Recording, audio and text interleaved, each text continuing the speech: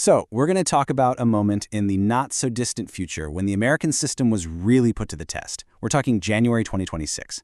A deadly incident in one city spirals into this huge nationwide crisis, and it pits federal power against the courts. And it all raises this fundamental question. When our institutions clash, what actually happens to the rule of law? And it all kicks off right here, Minneapolis, Minnesota. In the dead of winter, January 2026, the city becomes the flashpoint for a conflict that would grab the entire nation's attention, really challenging the balance of power between the feds, the state, and the courts. So, what was the spark? Well, federal agents have been sent into Minneapolis and other cities during a period of nationwide protests. And right in the middle of all this tension, two American citizens, Renee Good and Alex Preddy, were killed by those agents. But what happened next was just as stunning. The Department of Justice, the very agency that's supposed to investigate things like this, was reportedly blocking any real inquiry into their deaths. Well, the reaction from Congress was immediate, and it was harsh. 4 Democratic members of the House Judiciary Committee, they did not hold back in a letter to Attorney General Pam Bondi. I mean, listen to that language. Cold-blooded homicides. They flat-out accused the DOJ of covering up major civil rights violations and demanded every single document related to the killings. Okay, so while the executive branch was stonewalling Congress, another branch of government started to make its move. And this is where things get really interesting. The judiciary began to push back, and they pushed back hard. Now get a load of this. To understand the scale of what was happening, a federal judge, Patrick J. Schiltz, found that Immigration and Customs Enforcement, or ICE, had violated 96 court orders just in his district. And that was just in the month of January. He even said that number was probably way lower than the real total. And this quote right here, it just cuts right to the heart of it all. Judge Schiltz, who, by the way, was appointed by President George W. Bush, he sent a crystal clear message to the agency. His point was simple and powerful. No government agency, not even ICE, is above the law or the courts, period. So, with the federal government kind of refusing to police itself, a new movement started bubbling up from the local level. You had elected prosecutors from all over the country forming this group called Fight Against Federal Overreach, or FAFO. Now, officially that's what it stands for. But yeah, you probably know the other, more blunt meaning of that acronym. It signaled a whole new, much more confrontational game plan.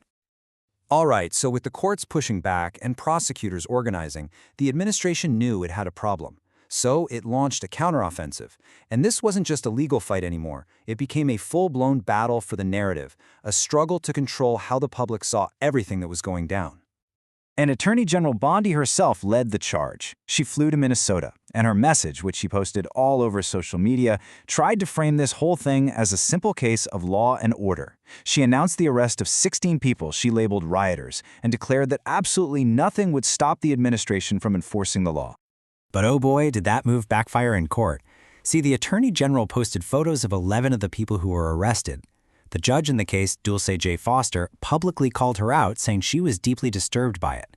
And why? Because here in the U.S., you're supposed to be presumed innocent until you're proven guilty. The judge basically put the government on notice that its behavior was not okay with the court. And the public was definitely watching.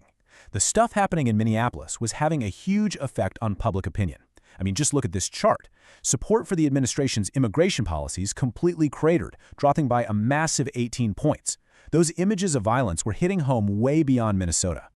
And that led to this, a real tipping point for an idea that used to be pretty fringe. For the very first time, more Americans, 46%, actually supported abolishing ICE than were against it. I mean, public opinion had shifted in a way that would have been totally unthinkable just a few weeks before.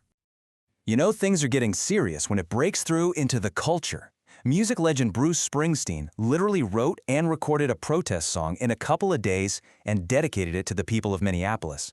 It was a huge signal that these events were becoming a defining moment for the whole country. But right as it seemed the administration was losing the PR battle, a different and maybe even more worrying goal started to come into view. All that chaos on the streets, it was about to be connected to something much, much bigger: the integrity of our elections. So this raises the key question, right? Was this federal crackdown really about immigration or protests? Or was all of that just a cover story, a pretext for a much bigger and way more politically explosive goal? And then bam, they just came right out and said it. In a letter to the governor of Minnesota, the attorney general directly linked the violence to a demand for the state's entire voter database. The official reason was to enforce federal law, but the subtext was loud and clear. If you want the chaos to stop, hand over your election data. And this wasn't some new strategy they just cooked up. As you can see from this timeline, the DOJ had been trying to get voter rolls from states for months, starting way back in May of 2025. By January 2026, they had already sued 24 different places that wouldn't hand them over. What was happening in Minneapolis just gave them a new, more forceful excuse to push this campaign. State election officials were, understandably, freaking out. Arizona's Secretary of State, Adrian Fontes, he put it in the bluntest terms possible. He said the administration's tactic of creating chaos and then demanding something in return, that wasn't leadership. He called it blackmail, saying it's how organized crime operates.